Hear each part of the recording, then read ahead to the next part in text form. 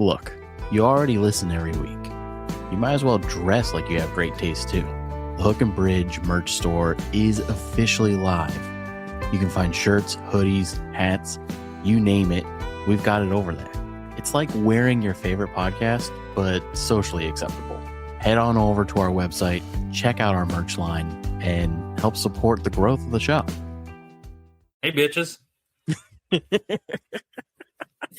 Before TikTok sounds, before viral audio, there were commercial jingles that somehow took over our brains. Today, we're counting down the top 10 commercial jingles from the 90s and 2000s that we still can't forget. Sorry, guys, I need glasses. Oh, you froze too. Oh. Now playing the Hook and Bridge podcast. I fucking love Catchiest. I'm telling you, I'm the worst person to have a podcast. I can barely speak.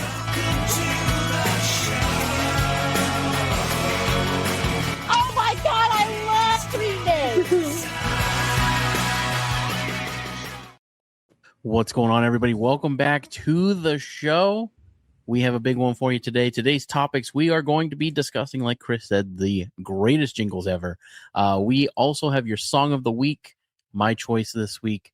And then we are going to talk about some big stories. Country music is surging overseas. The Butthole Surfers are back.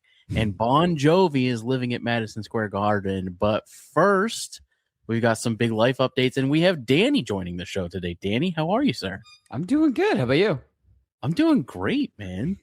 I have a ton of stories that Chris has been waiting literally a week to hear from my trip to Ohio. But first, Danny, what is going on in your life? What's new? So much, like ups and downs, good, bad. I just officially got put into a walking boot. I don't know if I didn't get to tell you that when we were doing catch up. Yeah. So I hurt my foot jumping up and down on stage, and we never really knew what it was. And I went to a podiatrist. I got X-rays. I got all this stuff. No fractures. That's the good news. That is good. Bad news is it's probably ligaments and a really, really bad sprain. Hey, yeah, just like you. This is why I completely forgot to tell you this. And he basically said, "Hey, so you're gonna start a bunch of shows at the end of July, August, September, all the stuff I was kind of getting into the other day." So he's like, I want these to be healed by the time, you do that. So I want to completely make it difficult for you to overuse your leg in the next month. So I have to use walking boot for the next month. Yeah. I have not worn it yet, though. Don't tell anybody. By the time this airs, it's fine. I'll be wearing it by the time this airs, but I'm just resistant to put it on. I'm home. I'm like, why do I need it right now? It's weird. It's weird. Man. It is I've weird. Never had to wear one before. It's weird.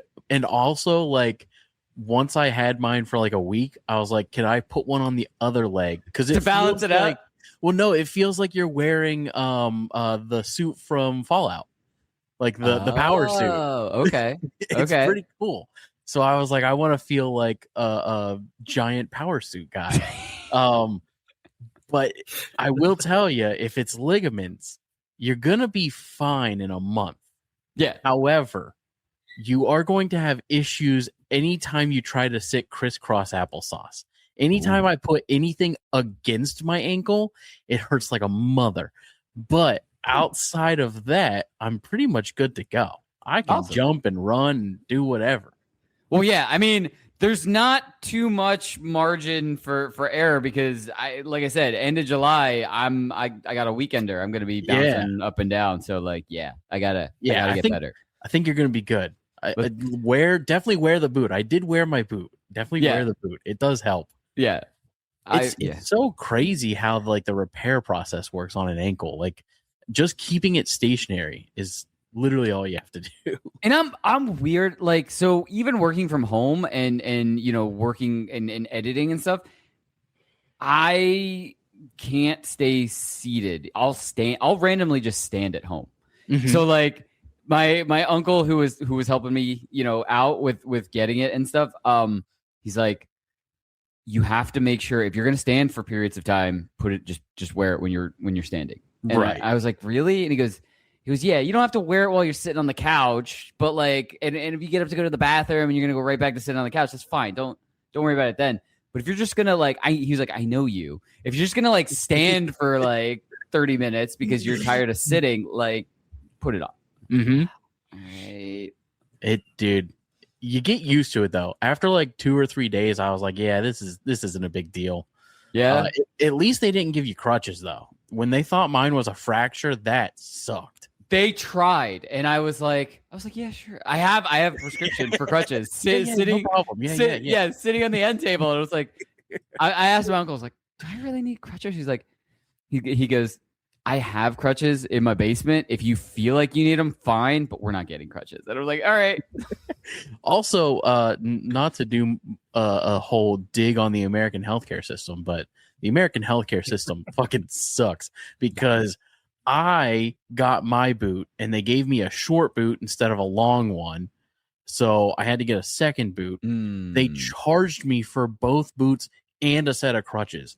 I had to pay $1,000. Holy for shit. 2 boots and a pair of crutches. I'll let you know off air what I did to do it. Like there was no like funny business or anything.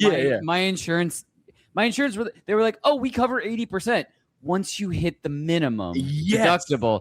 And I was like, oh, cool. What's is that like, $100, couple $100? They're like, it's like 1,200. And I was like, it's halfway through the year. I'm not like, this is the first thing I've ever needed. And I was like, so they were like, yeah, you're going to pay out of pocket wherever you go. I got it for $70 and it's the tall one. It's the one that goes right under the knee. Yeah. That's incredible. So we'll talk. We'll talk in case it ever happens. Well, you're set. You have a short one and a long one and crutches. You don't need it ever again. I could break both of my legs today. We are good. Don't put that out in the universe. Chris, how has life been? It's been a little while. Yeah. It's putting along. You look tired. Happy Father's Day, by the way. Oh, happy Father's Day to both of you. Thank you. Thank you. Yeah, that's it. Nothing new. Listen. There's some new stuff, but then I'll talk for an hour. So I also think this has become like a reoccurring bit on the show. It seems like every week Chris's response is, yeah. So,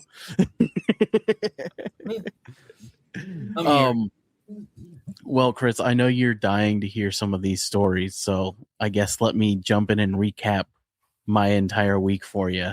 My cousin got married. Shout out to yes. Start off with a cousin kissing story. So my cousin got married. Shout out to Greg and Hannah. Congratulations on their wedding. It was a beautiful ceremony. They looked fantastic. The wedding was awesome.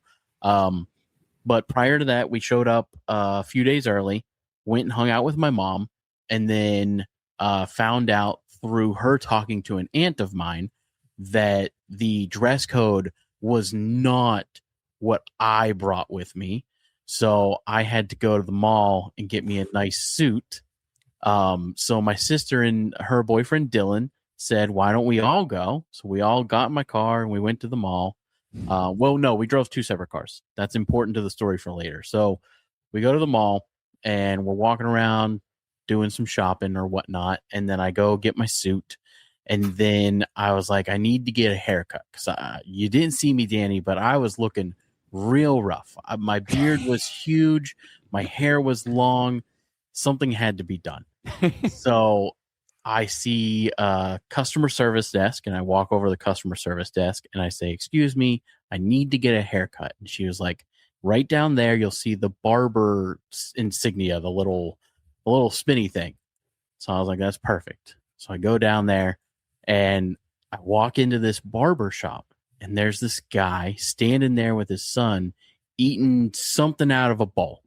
And I'm like, hey man, trying to get a haircut. He was like, I also am getting a haircut. He's in the bathroom. I said, okay. Now, mind you, this man looks like a superhero, looks like John Cena, like Damn. if John Cena were Middle Eastern. I mean, this guy is nothing but muscle. His entire body is just one giant muscle. Wow. And he is looking sharp as hell. I mean, fully lined up facial hair, looking fantastic. I don't know why he was even there. His hair was already short. So I wait for the other guy to get out of the bathroom, and out walks this man in his late 50s, early 60s, gray, slicked back hair. And I say, hey, I'd like to get a haircut. And he was like, oh, I'm done taking appointments for the day. I was like, oh, I'm sorry. He told me, come back tomorrow. I said, I can't come back tomorrow. My cousin's getting married. I have to get one tonight. So I will find somewhere else. He was like, for you, I'll take care of it. Come back in 45 minutes. And I was like, all right, not a problem. I go and I try and kill 45 minutes. I go to a card shop, a little hobby card shop next to the barber shop. And sure as shit, they've got Pokemon cards. Ooh. First time I've seen Pokemon cards in the wild in a very long time. And they are selling, it was the release day of something called the First Partner Experience or something like that. Anyways, so I was like, I'm going to get this because I want to get the packs basically have starter Pokemon in them. Okay. It is always a set of 3, and it's always the matching set. So like Gen 1, Gen 2, Gen 3, and so forth. Oh. And I really wanted Gen 2. So I was like, I hope my luck is good. And sure enough, it was good, guys. So these are the cards, and they're incredible. So that is the Cyndaquil. And here is the Chikorita. Oh, I like that one a lot. And then here is the Totodile. Sweet. And these are now my favorite cards. Very cool. So I will be getting these graded, and those will be going on a shelf. So obviously I killed 45 minutes in there just looking at stuff. So then we go back into the barber shop. He's still cutting this guy's hair. I don't know what's going on.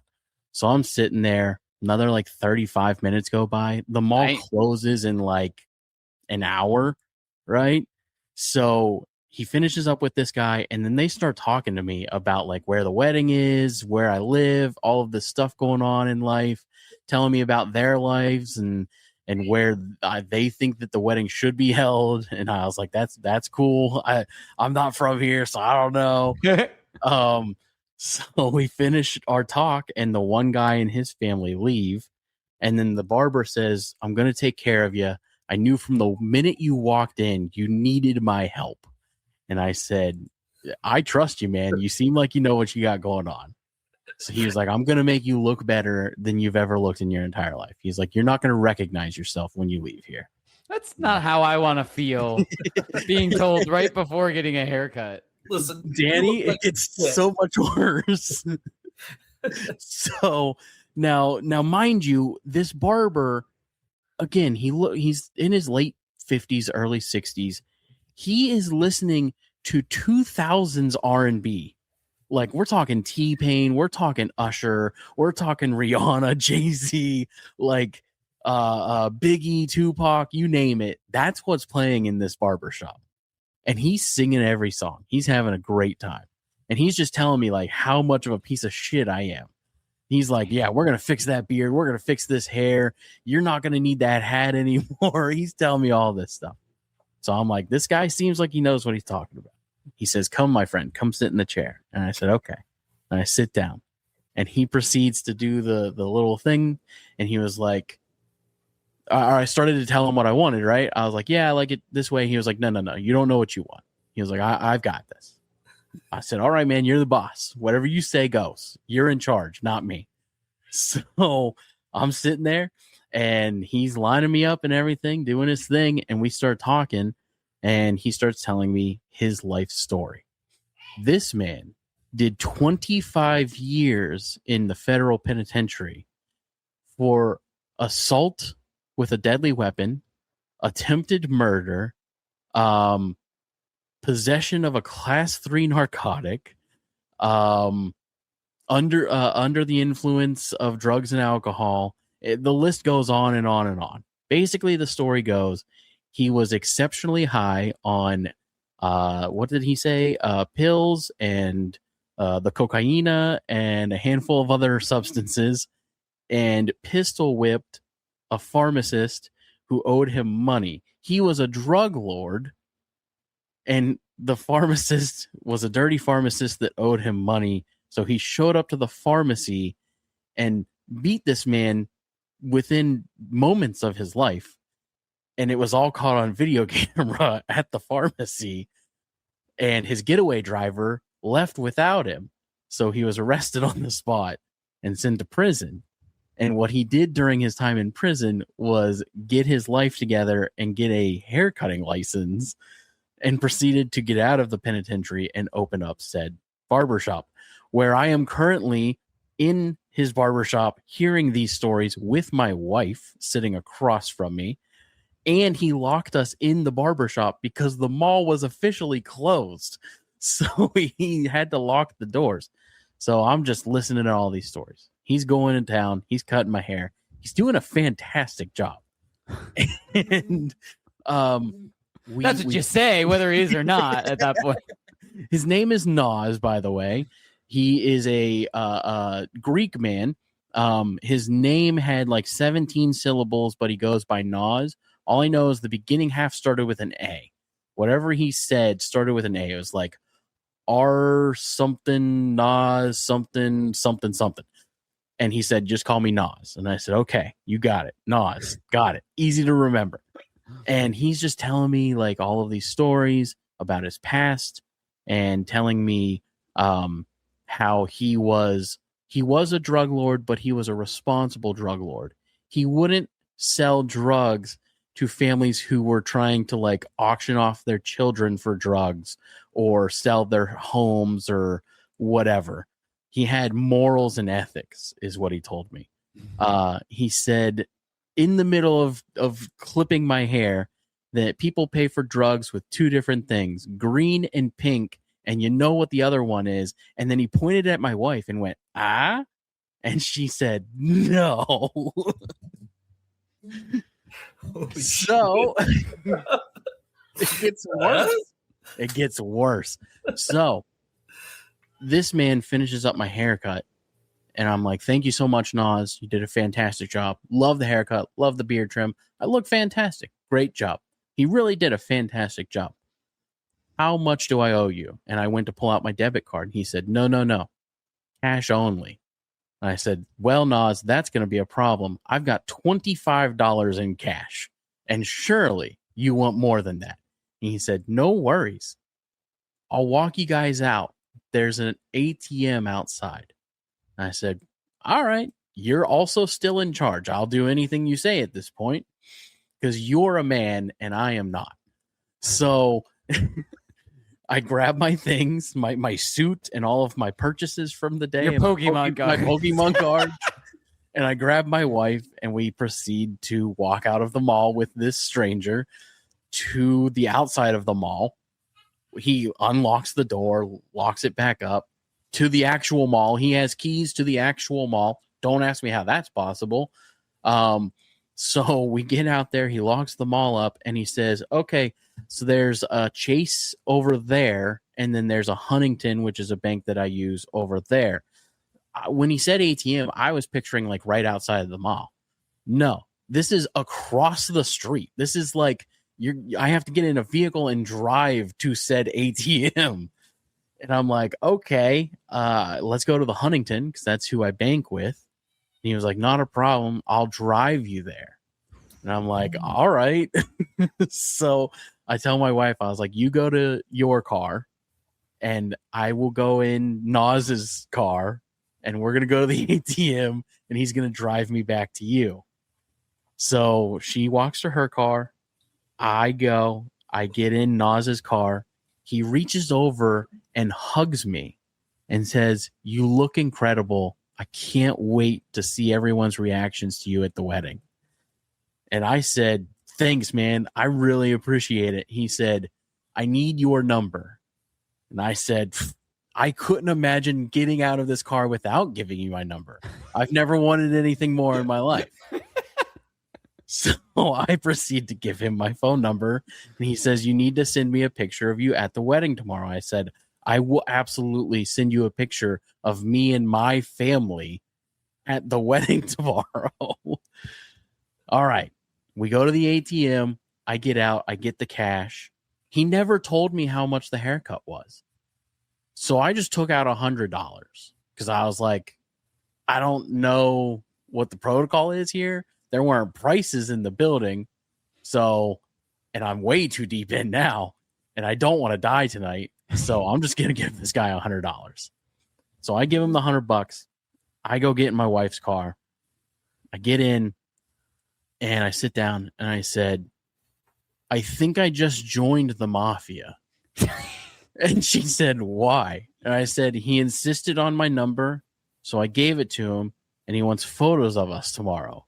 And she said, "You're not going to do that." And I said, "Oh, no, I am. He's got my number He now. has my number." So the next day arrives. It's the wedding. I'm having a great time. I'm 4 Jack and Cokes deep. I'm having a blast. And I forget about Nas. Nas proceeds to call me. And I didn't save his number because, like, why would I? And I see the phone number and I'm like, who the hell is that? And they leave a voicemail. So then I look and I'm like, oh, I have a text message from that number. Oh, it's Nas. I can't hear this voicemail in the wedding, so I'll have to wait, right? But I was like, I'm going to send him the picture right now. So I sent him a picture, and this is what I said. I know this is a long story, but it's well worth it. Again, this is a music show, and we have plenty to go over, but bear with me just a moment. So, here we go. So I send him a photo of me and my wife at the wedding. And I said, "Nas, how are you, sir? We're having a blast at the wedding. Thanks again." He said, "You're more than welcome, Harley. Enjoy, brother. You guys look phenomenal." Fist bump emoji. Now, this was sent at 9:03. He responded at 9:05.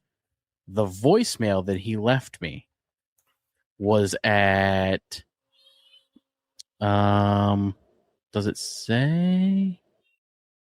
8:55. 8:55 is when the voicemail was left. So we get through the wedding, and I'm like, oh, yeah, I have this voicemail from Nas. It's a long one. I got to listen to it. Well, it turns out it was a butt dial. Now, if you're listening to this right now, I need you to not listen to this with children. And this is your warning. Please put on headphones for the next 2 minutes. I'm going to try and play this. We'll see if we can hear it on the show. It's a little long. It's a little drawn out, but I assure you it is worth it.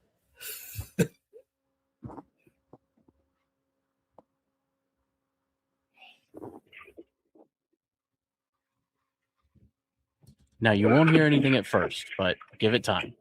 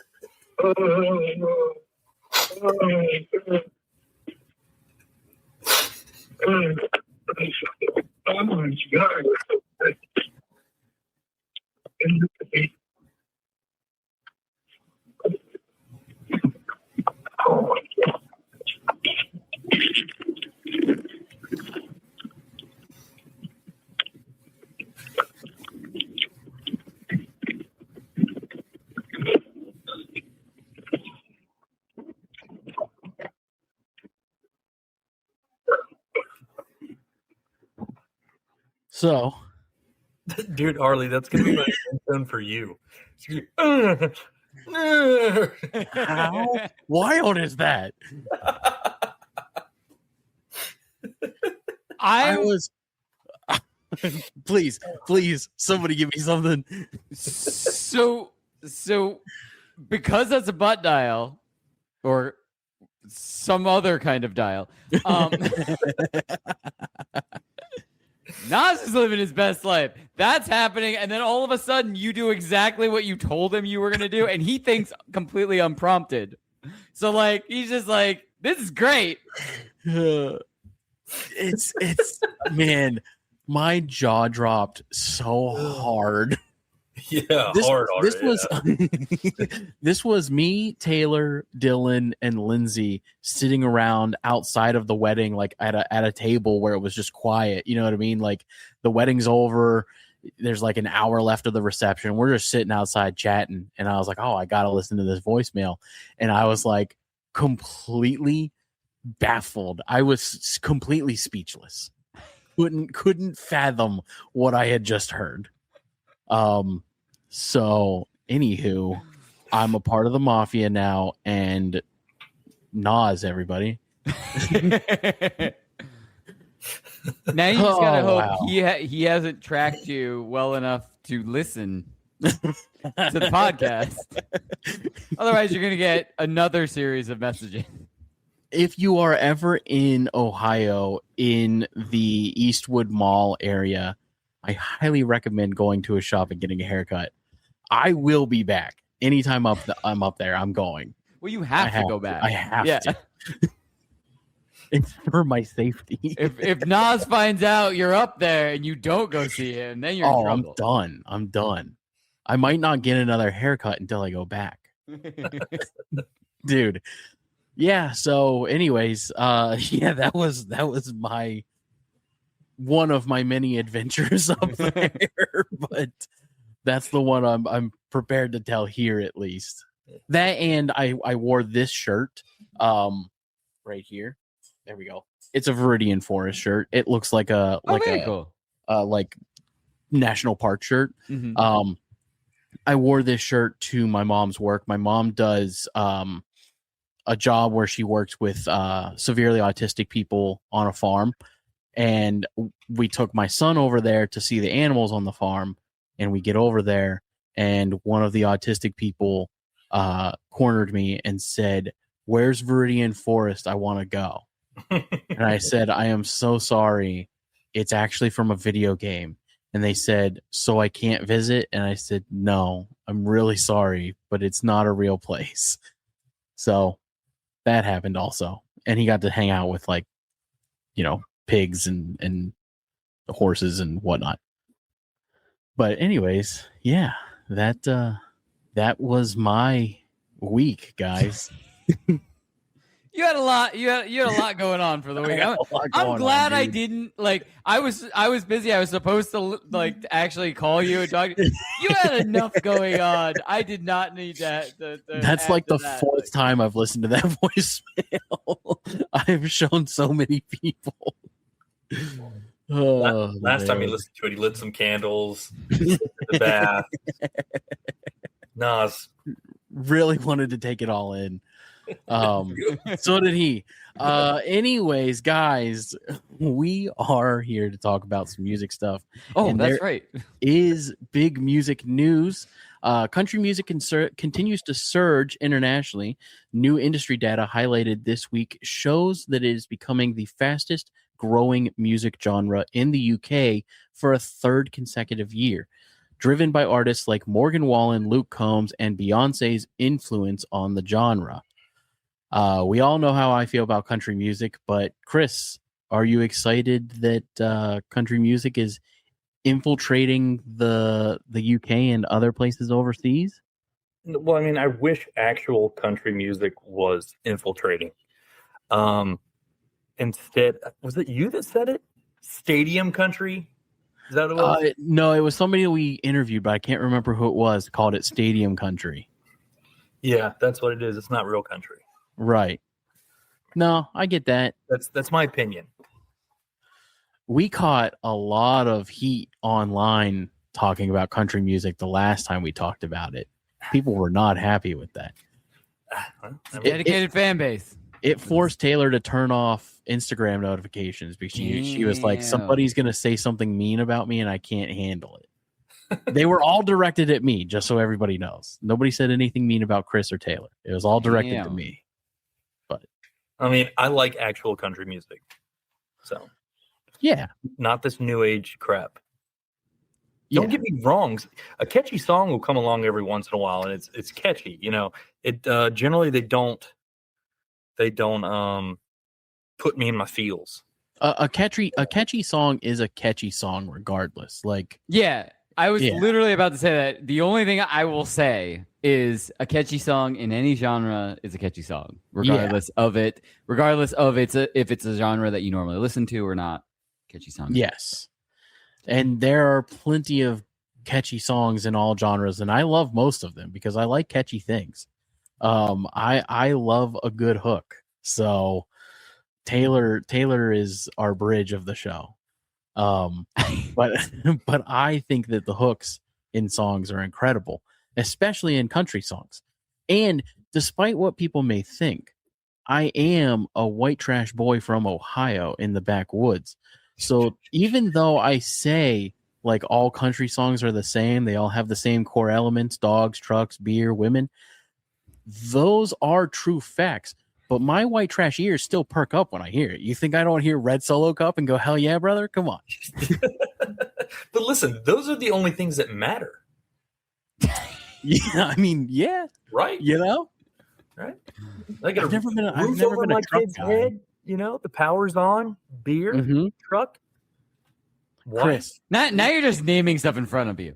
That's all you're doing. Yeah, but also you just did a Grammy-nominated song, and anybody listening, just so you know, that's copyrighted. You can't have it. So here's the one that I'm super excited about. Rock fans had a huge release week this week. New albums from Muse, The Pretty Reckless, and The Strokes, and the long-awaited Butthole Surfers album from 1998. It took them that long to finalize and release this album. But also, when are we ever going to get to talk about the Butthole Surfers ever again? I mean, that's a name that I forgot existed. It was my favorite thing in high school. I can't even remember. My brain hurts. But what the song was Pepper, I think. Are you thinking of the band Pepper? No, the band is definitely the Butthole Surfers. It's the song Pepper. Pepper lyrics. As soon as I read some of these lyrics, you'll definitely know it. Marky got with Sharon. Sharon got Charisse. Oh, okay. She was Sharon. Sharon spoke on the topic of disease. Yeah, that was the one, man. So they were Cake before Cake. Yes. I feel like that in my head. I can hear the song, and it sounds like it could have been a Cake song. Also, Cake, one of the greatest bands of all time. I love that. I love Cake. I love Cake. But I mean, the Butthole Surfers, man, it's exciting. It was one of those bands in high school where you could go to somebody and be like, you don't even listen to the Butthole Surfers. You don't know music. And now I get to do that again to a whole new group of people. Now they're back. Have you listened to the album though? I have not. I just found this information out, but I will. I will listen to the album. And I can't wait. I'm very excited for it. And then finally, we've got Bon Jovi preparing to launch a 9-show residency at Madison Square Garden beginning in early July. The shows celebrate the band's enduring popularity through longtime guitarist Richie Sambora remains absent. Though longtime guitarist Richie Sambora remains absent from the lineup because they had a falling out a few years ago. So that's pretty cool. My mom is a giant Jovi fan, so I'm sure she'll be excited. How do you guys feel about residencies? Well, first, Chris, do you know what a residency is? Of course I do, but for all these ignorant people listening, go ahead and explain it. So a residency is where an artist basically takes up one place, one venue for an extended period of time. They usually sign a contract with the venue saying, I'm going to play X amount of shows here every week for X amount of time. Usually you hear about it in Vegas. Yeah, like, it's more definitely so than more- New York. yeah. But yeah. I think the only New York one that I can remember was Bruce Springsteen, right? He had a residency. Billy Joel. Yep, Billy Joel. Yeah. Yep, you're right. He had a residency recently. And now Bon Jovi. Yeah, Billy Joel had one for years. Like, Yeah. Springsteen may have had one also. It might have been shorter, but No, I think I was definitely Springsteen- thinking of Joel. I feel like it's always more like Jersey. Like you relate Yeah, Springsteen more to Jersey, but Billy Joel is New York City. Like he was there. Like I think, and it's one of those things where they like advertised that his residency was ending. Like that's how big it was. Like Right. how normal it had become. Like he'd been doing. It's what Britney Spears did when she kind of started her comeback. She went to Vegas and signed a residency in Vegas for I believe a couple of years also. A lot of bands have died. Like even like it doesn't even have to be like pop stars or like classic rock. I think there's like rock bands that do it in Vegas for like a good couple of months or something like that too. So. Especially at the Dome out there. Right. I think Fish had a residency at the Dome for probably about a year or so. I still want to go there. I want to see something there. I'm terrified of heights though. I saw a Tool show a few years ago and it was at a stadium.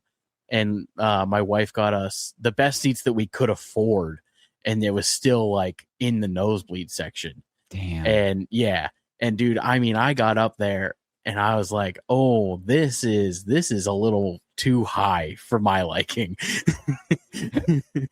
Thankfully, they insisted that everybody stay seated, and I was like, "You don't have to tell me twice. I am gripping the side of this chair." It was terrifying to be up that high. It didn't bother me when I was younger. Like I used to ride roller coasters and go to like football games at the Cleveland Stadium. Like being that high up never bothered me before, but in my 20s it started to really bother me. So I think, I mean, I'm not going to speak for you. I was a dumb little kid and I did a lot of stuff that like I'm a little bit more weary about now, like climbing up trees and not caring about how I was going to get down. Right. Running through like little streams and like, you know, smaller rivers and stuff. Not caring about ticks or snakes or anything. Right. And I'm like, now just to go down to like the end of like, you know, an embankment, I'm like, okay, how many ticks could I get from this? I don't want to not be able to ever eat red meat again. Like, and I weigh that out on whether it's worth whatever I drop down there or whatever's going on. Right. I don't want to not be able to eat steak ever again. Like, holy shit. I feel the same way about water too. Now that you bring that up, like I will not go as an adult. Like if somebody was like, "Hey, you want to go swim in the creek or swim in the lake?" Like, no chance in hell. Are you crazy? I don't even like swimming in the ocean. Swim or jump in, because if you're like, yeah, we're just gonna run to the end of the dock, jump off it, get out and go. Like, I could be talking to that. I could be maybe swim distance in a lake. Hell no. You but could like not to just pay like me to just like get in and like drink beer in the water in a lake. No chance. Like yeah. No. And same thing with the ocean. I'm now at a point where I'm like, I don't want to do that either. There's I'll do that. Bacteria. Oh no, I'm an idiot. I'll run in the ocean without even thinking about it. Yeah, no.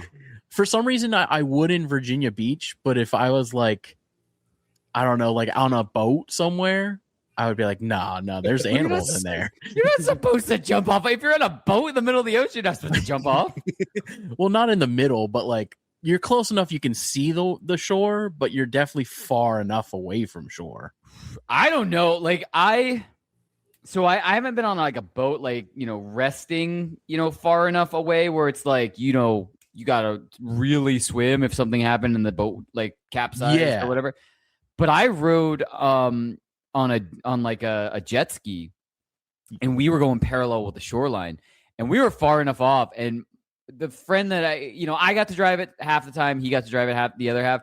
And so when I was on the back, he's an idiot, and we're like going maxing out the speed, and I'm like, if he hits a bump and I fly off of this, like, yeah, right, I'm just gonna life vest off and swim as fast to the shoreline as possible because I'm just like I will be too far out. I'm not sitting there like going like this in the water until he spins back around. There's no chance. I'm going like Yeah, I agree. I know, Chris, that's like your thing, right? You hate the water. Yeah. It's not the water; it's the things under the water that I don't. Agreed. It's the There are unknown. lake monsters. Yeah. And sharks in the ocean. You got Yeah. fucking sharks. Yeah. Also, fun fact: Adam now loves Sean the Shark, my little puppet for the show, and he now sleeps with it on his hand. He goes to bed and it's on his hand. All right. So that's a new thing. But anyways, yes. So I equate the residency thing, as I feel a lot of people do, with like the downward of a musician's career. Billy Joel, I guess, is kind of an exception. He just had such Barry a lasting, Manilow. like maybe Yeah. not downfall, but maybe more so like the end, not the end stages, because usually you have to be really well known to be able. Like Celine Dion had a residency, like like Right. that. You have to be a certain caliber to even be able to do that. But you're at a point, I feel like, where you're not young enough to tour anymore. You can't like endure doing like a world tour or anything crazy like that. Mhm. But you're willing to do so many shows like and still perform and not just do like a show like every month or something like that. You'll still be able to do a bunch of shows type of thing. Right. So end downfall of career sounds negative, whereas I think you really have to hit a certain status level. Mhm. Like there's very few artists that I think could do a successful like residency type of thing. So would you, as a up and coming musician, if somebody presented your band with a residency, would you sign that today? Like if somebody came to you and was like, "We want you to play every Saturday for the next 6 months at this venue," is that something that you would say yes to? Because it seems enticing. yeah, well, so it would really have to depend on the venue, and I would definitely be like, okay, well, what kind of opening bands are we going to have? Like, is this going to be like a rotating thing? Is it going to be a lot of fun? Like, I would have a lot of questions. Obviously, like, I mean, guaranteed shows, guaranteed, like, I just think, and this isn't even like self-deprecating or anything, I don't know if enough people would come out after the first 2 weeks. Like, it'd be like, right. hey, we kind of saw you jump up and down and sing the same songs already. Like, I'm good. I'll see you in 6 months. Like, I mean, maybe 5 years down the line when we have like a couple more albums, like you'd be like, this Saturday we're doing this full album. This Right. Saturday we're doing these 2 EPs. Like, and then like, we'll mix in some cover versions of stuff. Like, stuff like that might be kind of cool. Like, I could get into that. Yeah, because the other thing is, like, if I was doing, if somebody approached me for residency for 1 day a week,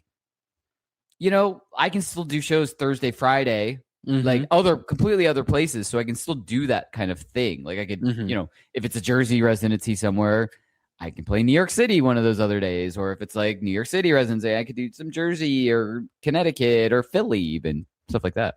So when I was moving to Virginia, literally the day that my wife came to me and was like, "Hey," we were still dating. We weren't married at the time, but she came to me and she was like, "Hey, I'm taking a job in Virginia as a teacher." The same day I was coming to her and saying, "Hey, I just got offered." We lost Chris for a second. I had just got offered Carnival Cruise Line to be part of the Carnival Cruise Line band. Oh wow. Yeah. And I chose to move here, obviously. But at the time, like part of weighing those options was like, how fun can I make this? Because it's going to be every single night for X amount of months playing the same songs over and over and over. The money was great. The per diem was fantastic. The free room and board, getting to see things that I would never see again. There was a lot of enticing factors, but it ultimately came down to, will this cause me to lose my passion for the thing that I love doing, because it becomes such a mundane job at that point. And I feel like. Oh, sorry, I didn't mean to interrupt. Keep going. No, I talked to a couple of the other musicians, and they were like, I've been doing this for 25 years and I regret it every day of my life. Wow. But it became their career, you know, it's what they chose to do, and they made good money doing it, and they chose to stay with it. And like, even the worst day at work, they're still playing music, but On like a cruise. Yeah. But some of them were like, you can only go to the Bahamas so many times, you know. It's like, it's saying the that to somebody who's same never done places. it, like, Right. is like, But really? for them, it's like, we've been to the same places every year of our lives for the last 15 years. Damn. Like, and they've been playing the same routine songs. He said the set list usually changes like every 4 years or so, because of like new music coming out. But for the most part, when you're on those cruises, they want to hear classic stuff. They want to hear classic rock, because it's an older crowd. Yeah. I was going to equate it to, basically what I was going to say is, it really would, for me, and it'd be way, way weirder if I ever got off, because I sing, I don't play anything. Or at least I don't anymore. I used to play guitar, but more so sing. It would really depend on how long. Like, I don't think I would lock myself into that for more than, a year, like type of thing. That would be crazy to do, just to say you did it for a short term type of thing. And it literally was like, sorry, go ahead. No, what were you gonna say? Well, it literally was like, the only thing that stopped me from doing it was her moving here, because it was like, okay, well, I'm following my passion, she's following her career. Are we going to try and make this work, or, how's that going to look? And I chose not to do it and move here so I could be with her. But like, I think it would have been a fun thing to do for a couple of years, you know what I mean? Or even just 1 year. Like, yeah, that's what I'm saying. 6 months, just 6 months out on the boat playing songs, it sounded great. What the thing is, so I'm not weird. I think there's two types of musicians. There's musicians who are built to be able to play covers and to be able to, make those covers their own, but still keep the essence of the song, and be able to do that and perform and do that to make other people happy. Like, I think, if you play music live, regardless, covers or originals, you're doing it to entertain. You're doing that to, share, your talent, your originality, your spin on whatever you're doing, cover or original, with the other people that are, and you're hoping that they enjoy it too. But I do think there's two types of musicians. There are musicians who can do that, and there are musicians who I feel like would never truly be happy doing that.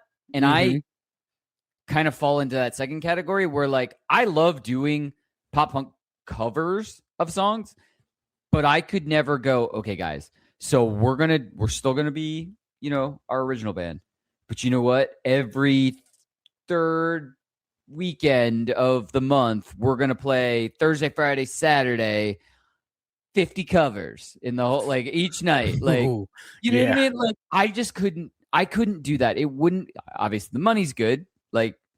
Like you said, people just want to hear the hits sometimes, and you get hired by the right place where there's like a huge crowd, all of those drinking nights, like you can get paid really well.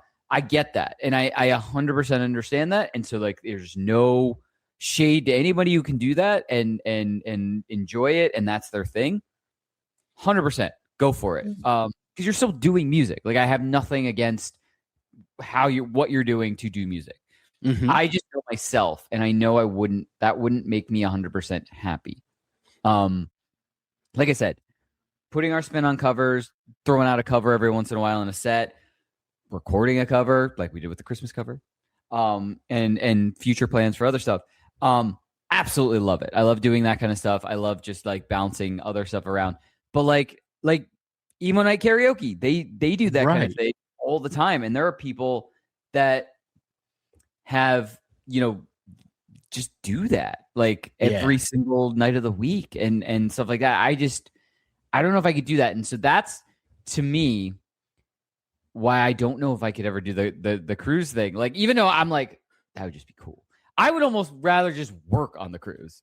Like, and then just like be like, hey, if you ever need somebody, like if somebody's hand hurts, like I'll learn, 15 songs or something like that. Or like if you need somebody to sing, I'll jump in like every third night, or something random like that, like type of thing, to give somebody's voice a rest, or every third song or something. I don't know.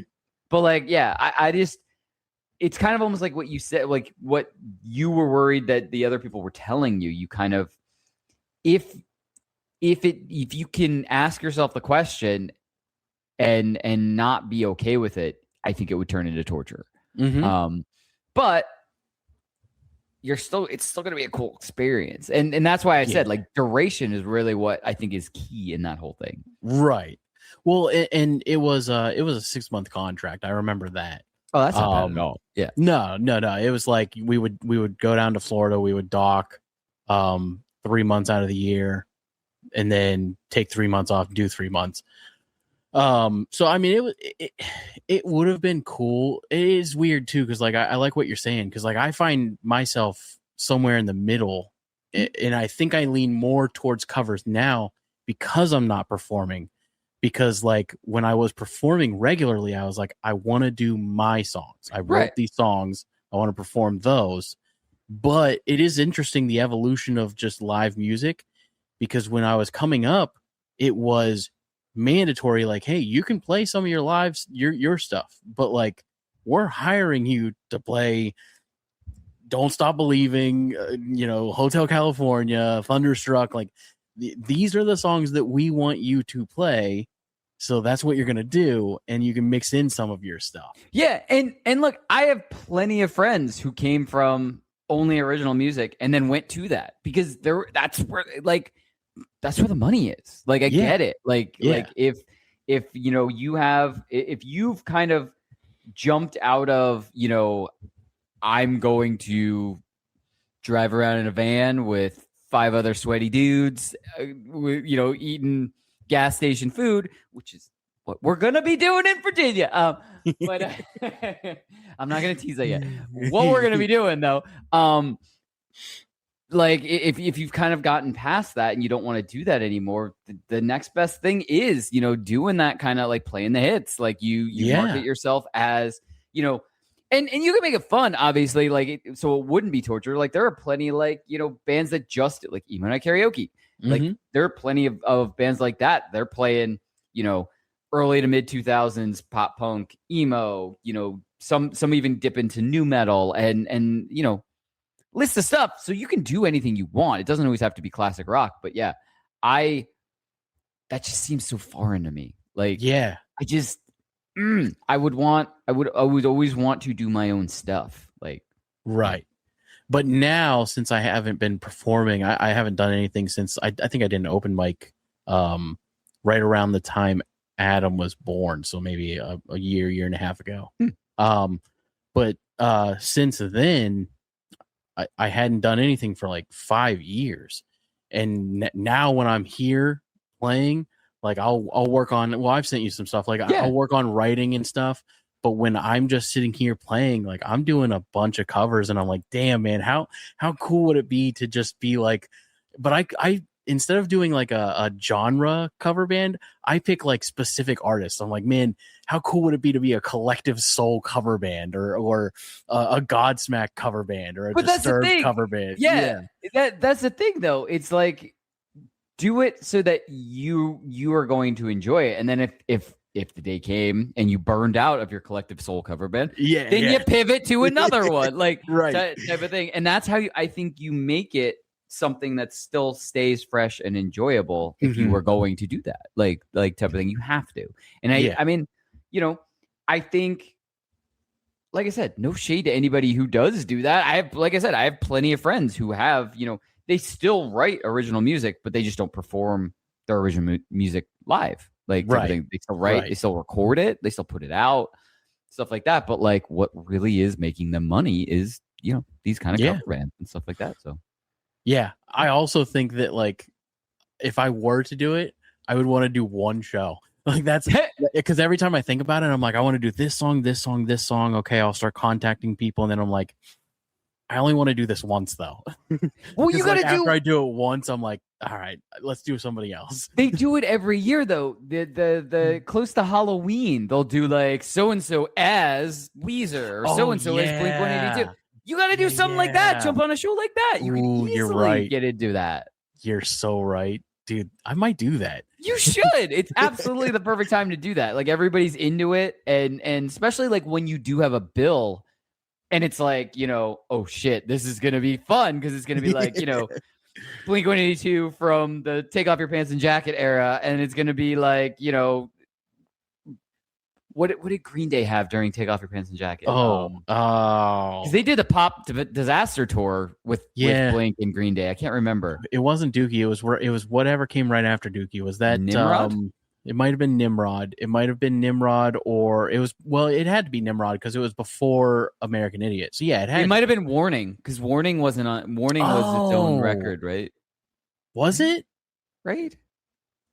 I actually don't know for sure. I don't remember, but there's definitely something else between Nimrod and American Idiot. Yeah, you're right. Anyway, but like that's how they kind of stack the bills for those nights. Nope, you're right. It is Warning. Yep, it's Warning. Okay, cool. Yep. I don't know how I pulled that. But that's how they stack those kind of shows. So like, do exactly what you want. You're right. And just pick like I want to do a set as this like covering just these songs, like, and then they'll like just put something together like that. Yeah, with a couple other bands. I might do that. I've been itching to do something because like I sit here and play songs. I just want to play guitar though. I don't want to sing anymore. I just want to play lead guitar. That's all I want to do. My singing days are over. I use my voice here. That's it. I told you that I started the opposite, right? I started not wanting to sing. I got pushed into singing, and I just wanted to play guitar because that's growing up. I didn't see my dad ever sing. I know he did in some of the past bands that he was in, but I only saw him playing guitar. So like I was like, cool, I'm just gonna play guitar. Yeah. And then I just slowly drifted completely away from guitar, and now I just sit, just like you said. I'll just like strum on it, and I find myself just strumming covers. Like if I ever have a guitar in my hand, I'm just going through covers because I don't know how to play our original songs. They're too complex. That's why I'm like I would never pick up a guitar to play Any Just Happy to Be Here songs because like they write them very difficult. Like very difficult for me, not for them. They're very talented. That's all I'm saying. Like, I know Chris is trying to get on here. He was having a couple of problems, like a little bit of trouble with his internet. Yeah, we're having major storms. Well, you're having storms too, but we're having major storms here right now. But while we wait for him, I do have a little game that I want to play. It's called Product Placement. Okay, and I have here a screen of some of the biggest brands in America, and the key is, can you guess the jingle? Not what product it is, because that's pretty obvious. But can you remember the jingle for these? I can 100% get number 1. I can definitely do number 5. Yeah. I could do 12. I could do 9. I hate number 8, and I never want to hear it ever again. It's really funny that number 10 Crossfire. I don't remember ever seeing commercials for that, but I remember somebody making fun. I saw a stand-up comedian and he made fun of the commercial for Crossfire.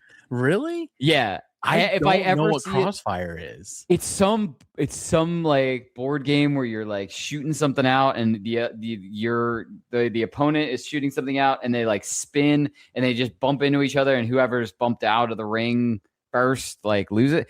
Like I'm telling, if I see it go past like my feed on TikTok again, I'll send it to you. And I was laughing, but I'd never heard of Crossfire before that. Like it definitely seems like it's something that was like early 90s, like kind of thing. When I first put this together, I was like, I can do all of these. Now I'm looking at it and I'm like, oh, I actually can't do a lot of these. I don't know a jingle for Oreos. I don't even know a jingle for M&Ms or Circuit City. So number one, I want to say that I could nail it. Yeah. But I don't. I know like bits and pieces of the jingle. You know what I mean? Oh, okay. I have heard it recently because I don't know if you watched the is it Last Week Tonight? They did a story on JG Wentworth and other places Really? like saying that they're not the greatest services to ever use, but like everybody knows the jingle type of thing. So I've heard it recently. Like, well, that's you why know, I have a structured settlement and I need cash now, man. call JG Wentworth 877 cash now. I've got an annuity and I need cash now. Yeah. What's number 2?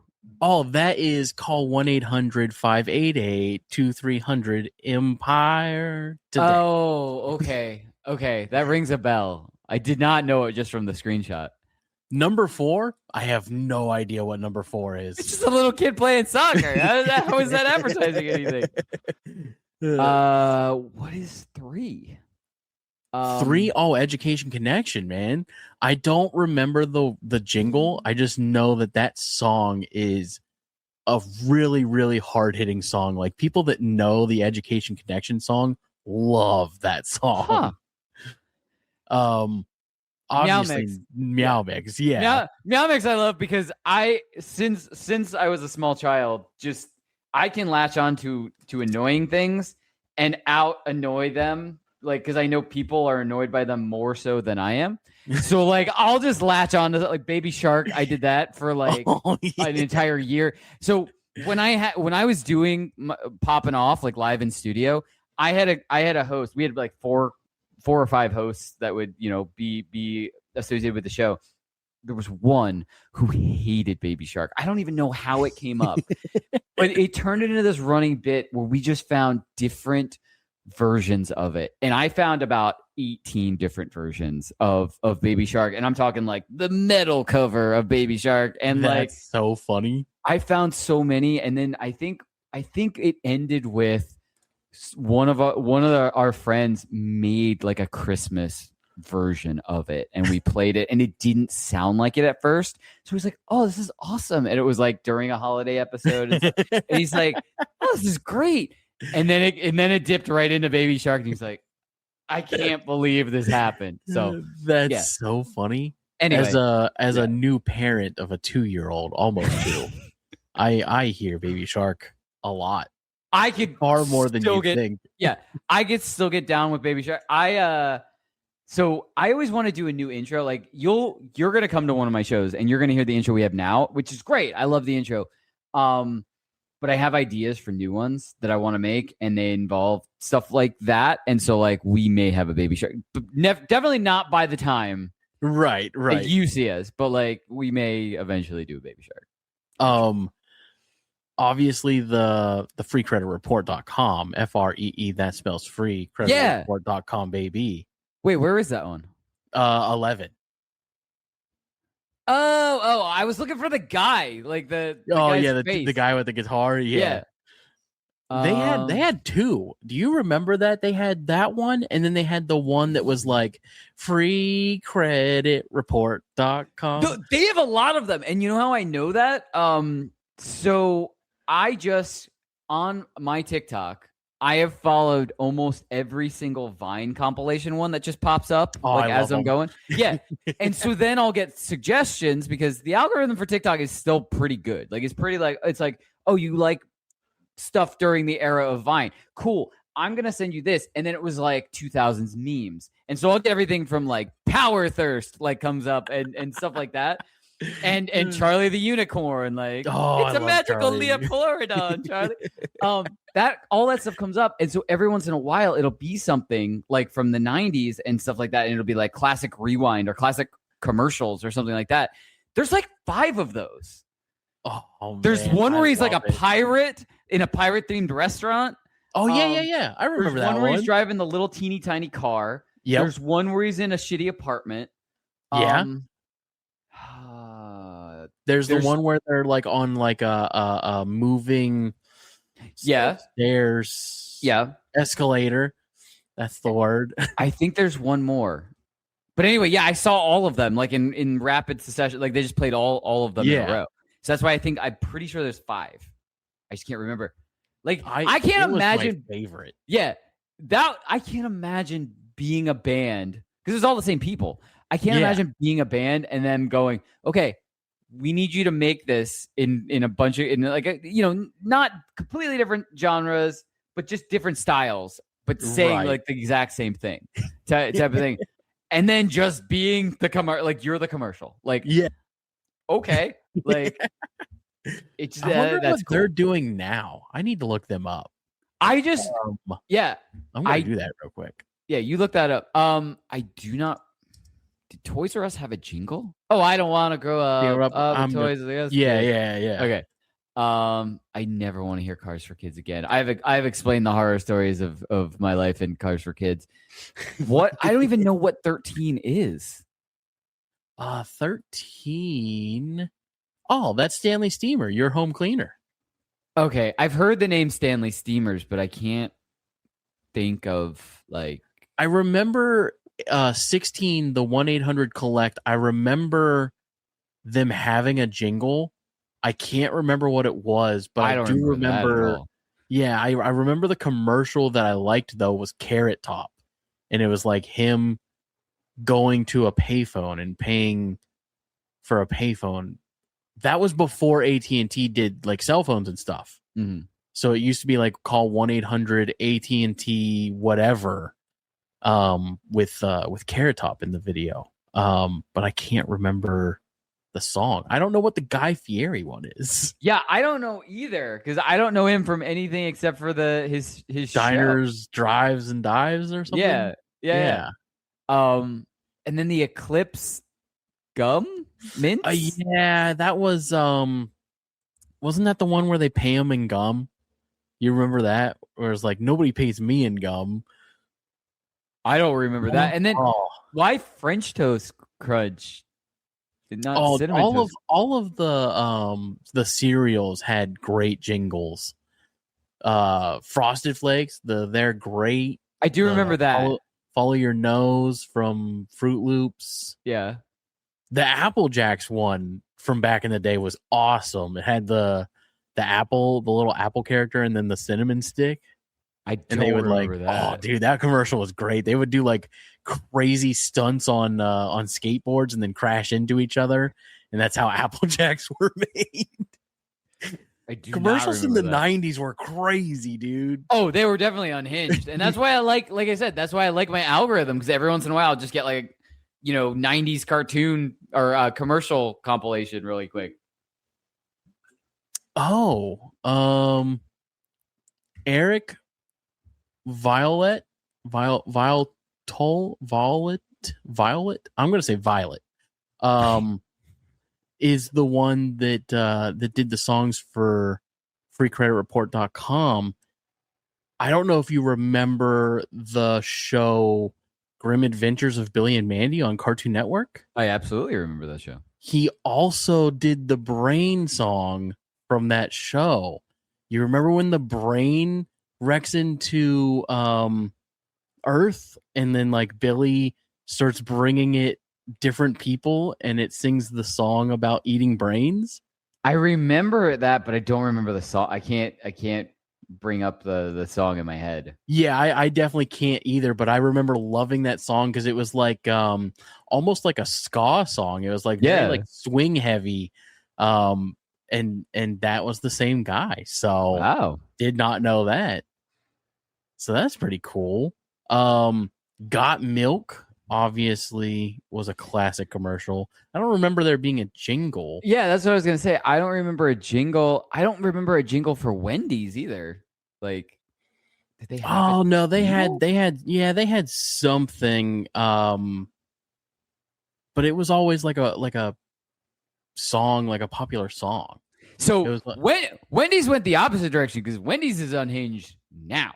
Like, Oh you see the yeah, stuff that dude. they get to post on social media. Like, Yeah. they're unhinged now, so they really They found their niche. People like Wendy's social media. Oh yeah. Also, absolutely. anytime you have fast food, you got to put the color red in there. It makes you hungry. That's a psychological thing.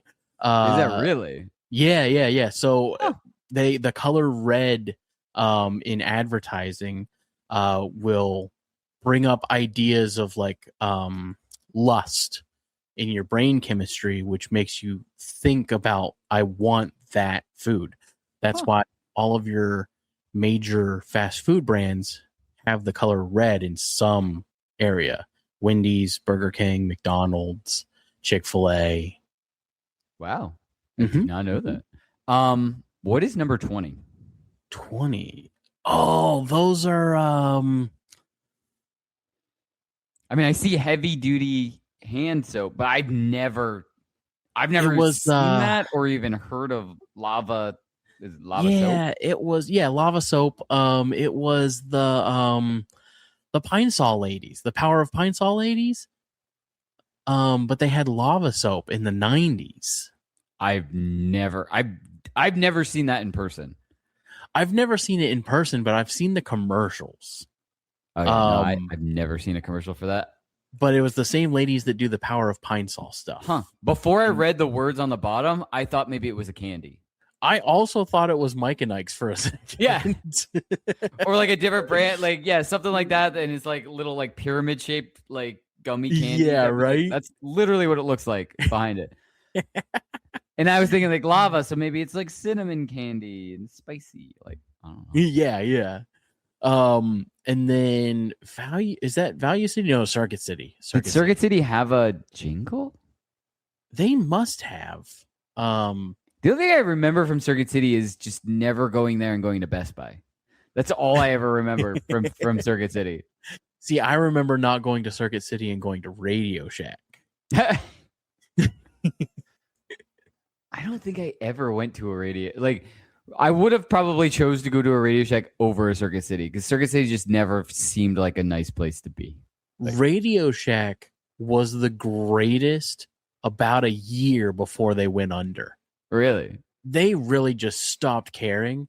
You would go into a Radio Shack and you'd be like, how much is this computer? And they're like, whatever you've got in your pockets, man. Like, everything is whatever you want it to be. I just remember going in there. They had like batteries on sale. It was like buy one, get like 5 packs. And I was like, I'll take all of your batteries. Damn. Yeah, just Duracell AAA and AA batteries, loading up a whole cart full of them. It was awesome. Wow. And then like any charger, for some reason they had every charger that you ever needed. like I remember my Game Boy SP charger just like stopped working. And I was in my 20s. And I was in my late 20s actually. No, I guess I take that back. It was before I moved to Virginia. So it was like 22, 23. But I remember driving my car to Radio Shack because we didn't have any electronic stores other than Radio Shack in my hometown. Oh, wow. So I went in there and I was like, long stretch, but any chance you guys have this charger? And they were like, dude, we've got 5 of them. And I was like, I will take 3.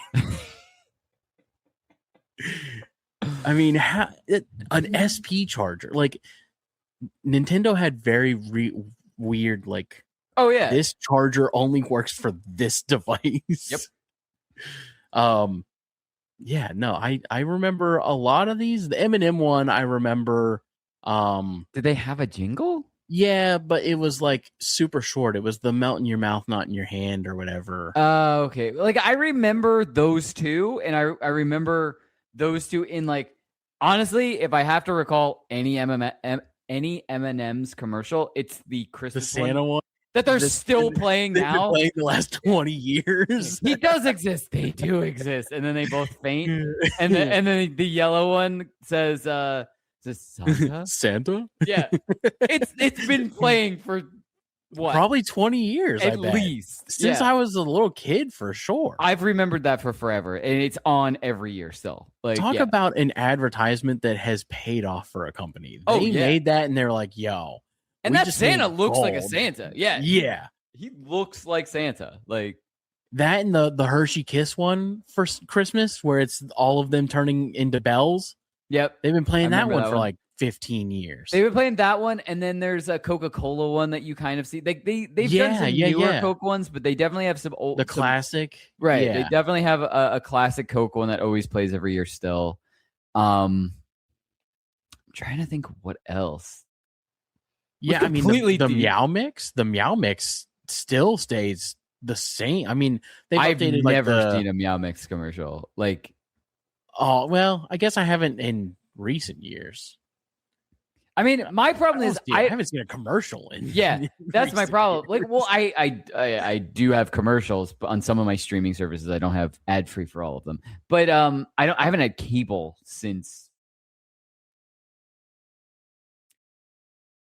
10 years. I don't think I have a cable in like 10 years. Now, I'll go visit like my grandparents or my aunt and uncle, and they still have, cable thrown in with their plans and stuff. So like we'll see regular commercials, but yeah, the ones on streaming services are never like that. Like they're never like like these kind of local ones or like for Meow Mix. I couldn't imagine Meow Mix. Right. Like they'll have like a PetSmart commercial or something like that. They'll never have like a specific like brand.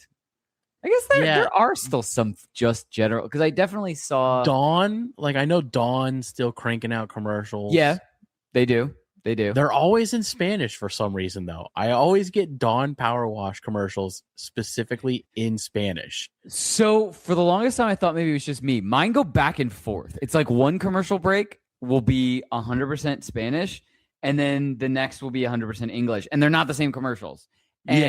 But then like later, like, 3 episodes down the line, I'll see the same commercials that I saw in Spanish and English. And I'm like, I don't know if I'm watching something that caused this or what is happening. Like, is my brain broken? Am I seeing the same commercials and somehow I'm hearing them in Spanish one time and I'm hearing them in English like another? It's like the blue dress, yellow dress thing. Yeah. What if it's really just the same commercial and sometimes I'm just hearing it one way and the other? Yeah. Not that English and Spanish are close enough where you can, but right. I will say I miss so I had YouTube TV for a little bit, and that was like sort of like cable because they still had commercials. It was basically cable. But I do miss like the feeling of when you want to watch something now, it's like, what do you want to watch? Okay, let's go to Disney Plus. We'll search on there for half an hour. All right, let's go to HBO Max, search there for half an hour. Go to Netflix, search there for half an hour. I miss the days of being like, let's look and see what's on. And you just you have 150 choices and you just picked one. And sometimes if you were really planning out the day, you'd be like, I see this comes on at 7 and I know I want to watch that. It's 4:30. I'm just going to leave it on TBS until that movie starts. Like I miss those days. Well, so certain apps, I don't think it's all of them, but certain apps are kind of giving you the option to do that. I do know that Disney Plus has an option for that. It's not for all of their content, but I think they always do a Star Wars one where they're just playing Star Wars shows and episodes from different series. And then I think they do a movie one also. And then I know for a fact HBO Max does just a one, and they have a Rick and Morty one where it's just 24/7 Rick and Morty. And but it's not like start to finish and then start all over again. It's like season 1, episode 5, then season 2, episode 7. Like it's just like all over the place. Type of thing. I've put that on too sometimes when I'm trying to just like I can't think of what I want to watch. But there are a couple of free apps, only because I have a smart TV, so I know this. I can't remember off the top of my head that do exist like that. Where I know the Vizio TVs have like the live TV section. And I've been doing that. Yeah, they do that, but there's another one. It's like a step between that and like is it Sling? Stream. It's not Sling. So it's not Tubi. Even though Tubi does have live channels that do that type of thing. Yeah. Where it's like they'll have commercials in between episodes and stuff. But It's another one that came out like at the same time Tubi did, and Tubi just is way more well known now because they got the Super Bowl that one year, Right, last year or the year before. But yeah, you would go through it, and you would see like everything that's played. Yeah, this is what's playing, and it would be like one episode or one channel has like, I don't know, all of the seasons of Jackass like just going on, and I'm like, holy shit! Like I'll sit here and watch Jackass for like 3 hours, like, dude. Like I missed that. Like I remember like going through the channels, and you'd be like, a Law and Order SVU marathon, sign me up. Or you'd be like, oh, dude, Ridiculousness is playing all day. That's the other one, yeah. Or Robin Big and the Fantasy Factory, yeah. Yeah. Or Tosh.0. You'd scroll and be like, 7 episodes of Tosh.0, I'm in. Yeah. I gotta figure it out. I'll go like right after this. I'll go and look, and if it still behaves the same way, because I don't delete any of the apps off of Smart TV. I just can't remember what the name of it is. But if I'll open all the apps that I don't recognize. And if it still looks the same, I'll text you the name, and you just got to download it. Hell yeah! So, I just realized how late it is. You have another thing to do right now. Spoiler alert! I'm not going to tell you. I'm going to say what it is because it'll be a surprise for everybody. So, anyways, guys, that's been the show today. I had such a blast talking with you, Danny, and Chris. I know Chris wasn't able to get back on, but I had a blast talking with him too. Yeah, it was a good time. Danny, tell the people about your band. My band is called Just Happy to Be Here. We're a fun, bouncy pop punk band. And we got new stuff, but one thing that we're concentrating on now, which we think is going to be a lot of fun, is I'm codenaming it the I've Got the Zoomies mini tours, just because I think it's funny. I love that. Yeah. But so we're gonna do a lot of weekenders, extended weekenders, and stuff like that. So we, like I was already alluding to, end of July, we're gonna start this. We've got another one in August. We've got at this point 2 potentially in September, maybe another 1 or 2 in October already, like in the works and stuff like that. And we're just going places, we've never played before, just to have fun. And we're, so far it's been a lot of fun. Like local bands are really open to the idea, and then we're trying to help them if they come over to Jersey. Like one of the band, like another one that we have that I can tease, but I can't say for sure what is going on with it is Pittsburgh area. And then we just found out that one of the bands from Pittsburgh may be coming over to Jersey, and we're gonna link up with them and kind of hopefully have a really good time over here too. Hell yeah, man. Yeah, it's been a lot of fun. The only thing I'm upset about so far is that I'm not going to be able to visit you in your hometown of Virginia Beach. But I swear we're going to come back. We're definitely going to do Virginia Beach at another point, because everything you described, I described to everybody else in the band, and they were like, in. Like, it just immediately, they were like, we're doing everything. I was like, great, let's do everything. But we just couldn't make it that particular trip. But we will definitely do another one. So. Absolutely. But yes, Just Happy to Be Here is the band. Highly recommend checking them out. We love them. You've seen them on here. We've talked about them all the time. Other than that, everybody, it has been an absolute blast. And today, unfortunately, Chris isn't here, but we have a new ending to the show. Normally I say, all right, everybody, have a great time. Peace. But we've decided collectively from now on, Danny, the ending of this show is have fun monster trucks. So this is the official first time doing it. I like it. You're gonna do it with me. This is for my son. That is how he says goodbye to everybody. When you say bye to him, he goes, have fun monster trucks, and then he runs away. So that is our new tag. I'm saying that at the end of the show that you're done with. Have fun monster trucks is the way to say goodbye now. So we're gonna do it. 3, 2, 1. Have fun, monster trucks. All right, guys, it has been real. We'll see you later. Bye, everybody. Hey, everybody. The Hook and Bridge podcast isn't just a show. We're a community, and our Patreon is where the real fans hang out and build that community. Over there, you can become part of the chat, hang out and talk to amazing musicians and other people involved in the industry. On top of that, we also have exclusive content, a lot of video game stuff over there, and some stuff that maybe we didn't want to say on the actual show. There's additional bonus episodes, extended interviews, and a chance to support what we're building here. So head on over, become a member, and join us and help us build this music community.